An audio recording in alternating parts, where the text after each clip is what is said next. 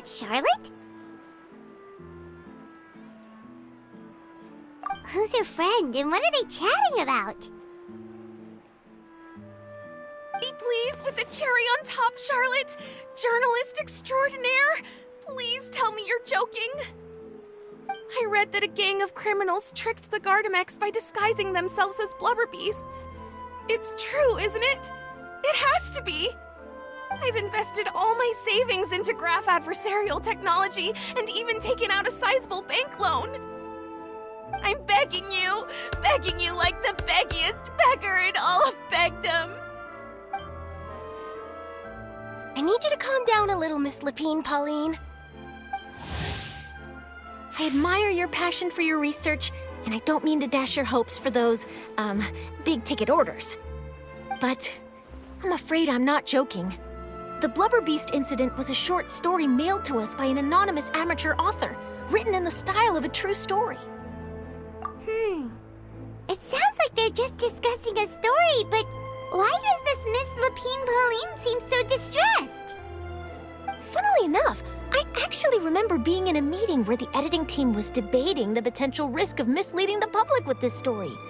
They even went to Maison Gardiennage for advice. But to our surprise, they fully supported us printing it. They figured that the false intel would be a great way to dupe potential criminals into wearing ridiculous costumes when breaking the law. In truth, Gardamex are extremely sophisticated in their capabilities. They can identify criminals just as reliably as the best human guards, so a crude disguise isn't gonna get you far. If anything, it'll just make you stand out all the more. Since we ran that story, the Maison Gardiennage has made a slew of arrests, including, one phantom blubber beast, a titanic red-crowned finch, and a specter man. So I knew this story had helped out law enforcement, but this is the first time I'm learning of an innocent citizen being deceived by it, and investing so much mora for nothing.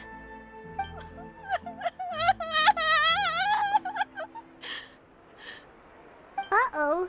She really sounds like she's in pain. Paimon thinks we should just ask Charlotte what's going on. Hey, Charlotte! Traveler, Paimon, it's you! I was in the area taking some photos for a story when I got to talking to Miss Lapine Pauline about her research.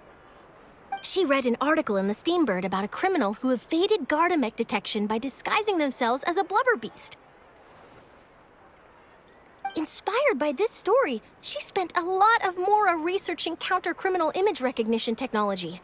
Her aim was to improve Fontaine's public security by developing a device that could enhance Gardamex target recognition capabilities. She was hoping I could write an article to spread awareness about image recognition technology. She even paid me for the article and gave me one of her prototype devices before I could get a word in. But unfortunately, it was just a fictional story, and her efforts and aspirations were all in vain. I tried to let her down gently, but she's finding it all very hard to accept. This is a new situation for us, too. It's such a pity. It seems like the author was only trying to make the story interesting, and the Maison Gardiennage only had Fontaine's best interest in mind.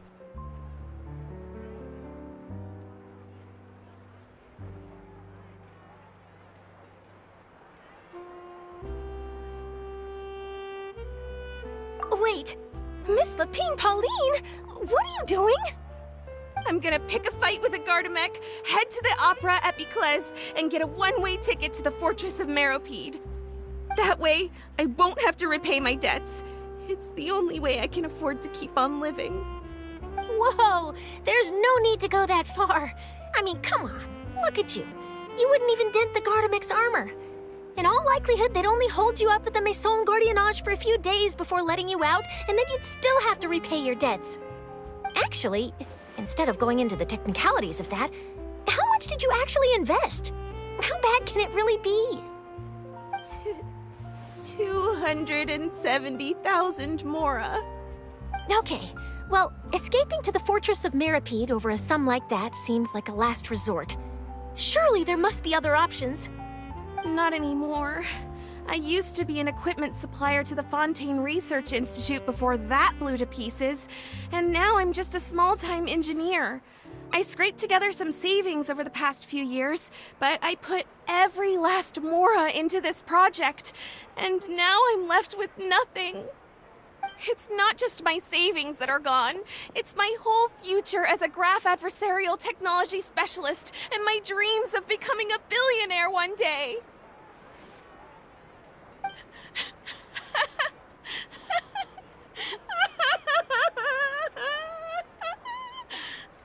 My life is over. Don't despair, Miss Lapine, Pauline. I think I know a way for you to turn this around.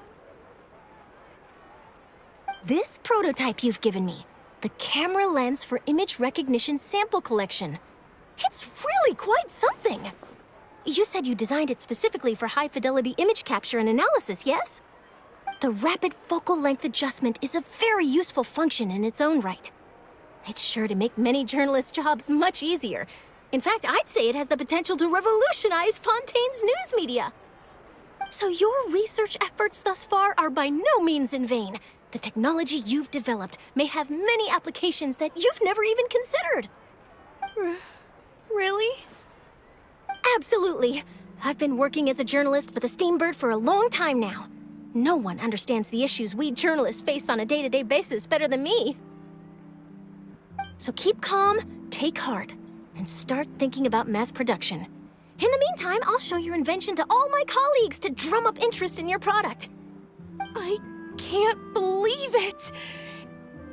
If this is true, then I can look into setting up a whole camera lens development pipeline. My big-ticket orders and billionaire aspirations are still in the cards. Oh, maybe I should consider taking out another loan. That way, I can rapidly improve the lens production process, be the first to market, and prepare to battle for dominance in the camera industry. Come on, stop daydreaming about your pipelines for a minute. Just take it one step at a time and see how it goes. There's no sense in putting all your eggs in one basket before things are even off the ground.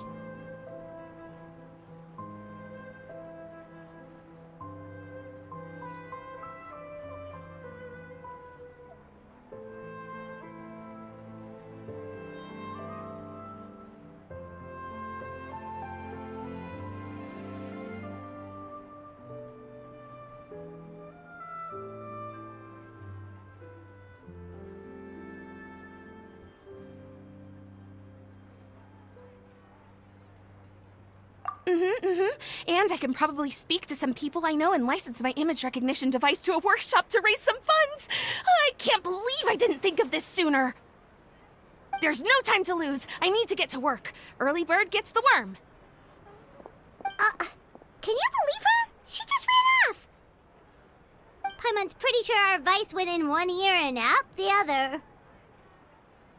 It's understandable. When inspiration and passion strike at the same time, it's all too easy to throw yourself headfirst into your work and forget about everyone around you. A lot of journalists are the same way when they're first starting out. But don't you worry.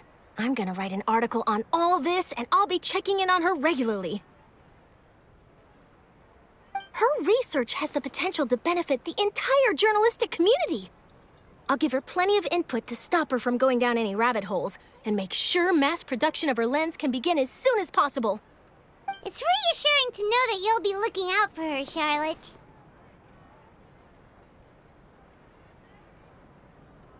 Actually, you know what? Why don't you two take this prototype lens?